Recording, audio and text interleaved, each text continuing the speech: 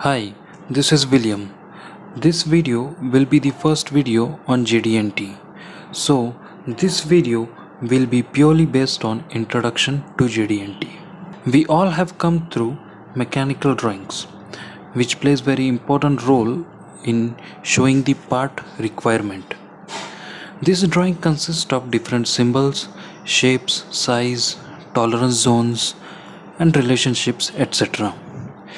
This all shape, size, tolerance, relationships, symbols comes under GD&T. Hence we can say GD&T is a communication language. But this shape, size, tolerance are globally rectified as the standardized symbols. In every country, if we go, we can see the same symbols, same size, same tolerance zone. The concept is same. Hence, we can say that GD&T is the standardized international engineering language, which is actually designed to allow designers and engineers to say exactly what they mean. Means we can say that GD&T is the language which allows designers to communicate the part requirement via drawings to engineers.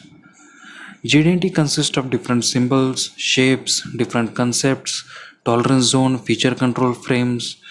There are a lot of points which are under GD&T. Now what exactly is the benefit of GD&T? As I have mentioned, GD&T is the standardized common international symbolic language. It gives better clarity on drawings for complex shapes. This point is very important because for simple parts you can understand the drawing, but when there is complex shape part you need better clarity on it, and so GD&T plays very important role on it. It helps in ease in DFM and DFA.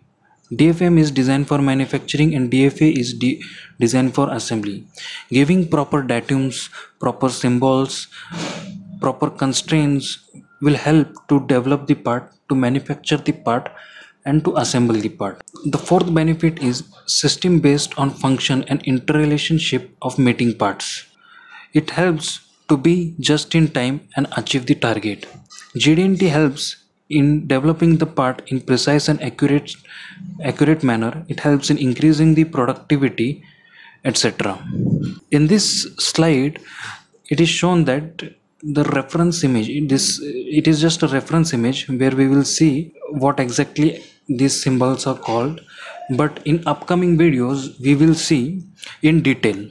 Hence I request you all to subscribe my channel so that whenever I upload my next video on any of these topics, you will get a notification, and so that you can learn a new lesson. As in this image we can see datum A is applied here, datum B is applied here, datum C is applied here. These all datums are applied to a surface, which is important for manufacturing of this part. Datum D is applied to a feature here. We can see a circular hole here. This is a feature, and for this a datum D is applied. But we can see on top of it there is something, a frame called. This is a feature control frame where A, B, C are datums. Then this is one of the geometrical symbol. This is one geometrical symbol. So these symbols and these datums, how they are applied, we are going to see in next video. These are the points which we are going to cover in upcoming videos. Basic feature control frame, what is 3 to 1 principle, datum and datum target, circular tolerance zone. This point is very important. Maximum material condition, least material condition, and RFS. Then this virtual condition, resultant condition, geometric characteristic symbol. This is very important, wherein you will find some of the other symbol in every drawing. Additional symbols are also very important. Then there will be a brief video on fits, tolerance and surface texture, and a quick video on symbols, which that video might be helpful for you in revision of these symbols. Hence I request you all to subscribe my channel and hit a like button. Thank you very much.